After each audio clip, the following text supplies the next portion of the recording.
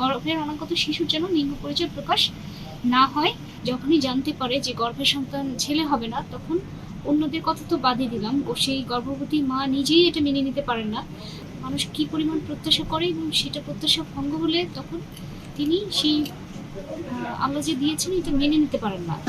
এবং যেটা হয় যে যখন গর্ভকালীন সময়ে মা এবং শিশু একে অন্যের উপর সাথে ওতপ্রোতভাবে জড়িত, বিশেষ করে যে গর্ভের যে সন্তান, তার খাদ্য, পুষ্টি, তার সব কিছু আসে মায়ের থেকে। মায়ের মানসিক এবং শারীরিক অবস্থা যদি খারাপ থাকে, তাহলে গর্ভের সন্তান কখনোই সুস্থভাবে বেড়ে উঠতে পারে না গর্ভে। তো এই বিষয়গুলো নিয়ে আসলে আমাদের পার্শ্ববর্তী দেশ যেমন ইন্ডিয়া, চীন, অনেক দেশে কিন্তু অলরেডি আইন করে ব্যান করে দেওয়া হয়েছে, অধিকারের পরিপন্থী। আদালতের মতে এই ধরনের চর্চা নারীর মর্যাদা, সমতা ও জীবনের অধিকারের বিরুদ্ধে যায় এবং এটি আন্তর্জাতিক মানবাধিকার লঙ্ঘনও ঘটে। আদালত পর্যবেক্ষণে বলেন, বাংলাদেশে এই বিষয়ে কার্যকর নিয়ন্ত্রণ, মনিটরিং ও জবাবদিহিতামূলক ব্যবস্থা দীর্ঘদিন ধরে অনুপস্থিত ছিল।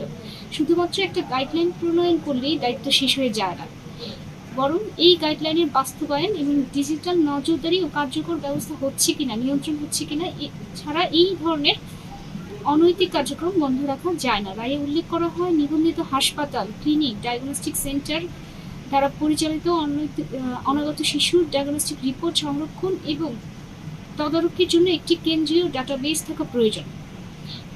তাই হাইকোর্ট স্বাস্থ্য অধিদপ্তরকে 6 মাসের মধ্যে একটি ডিজিটাল ডাটাবেস তৈরি এবং নিয়মিত হালনাগাদ করার নির্দেশ দেন। একই সঙ্গে আদালত বলেন, ভ্রূণের লিঙ্গ নির্ধারণের মাধ্যমে কন্যা শিশুর বিরুদ্ধে বৈষম্য এবং সম্ভাব্য নারী ভ্রূণ হত্যার ঝুঁকি তৈরি হয়, যা সংবিধানের 18, 27, 28, 31 ও 32 অনুচ্ছেদের সাথে সাংঘর্ষিক।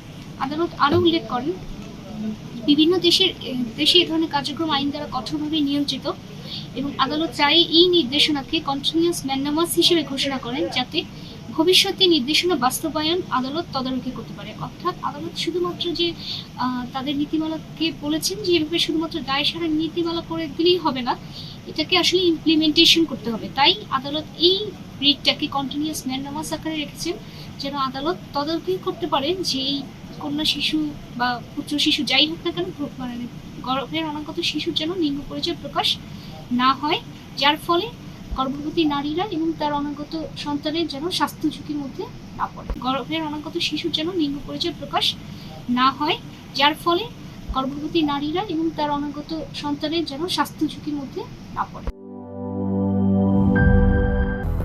200-র বেশি সার্ভিস ও ফিচারে লেনদেনের সব বিকাশ অ্যাপে সম্ভব।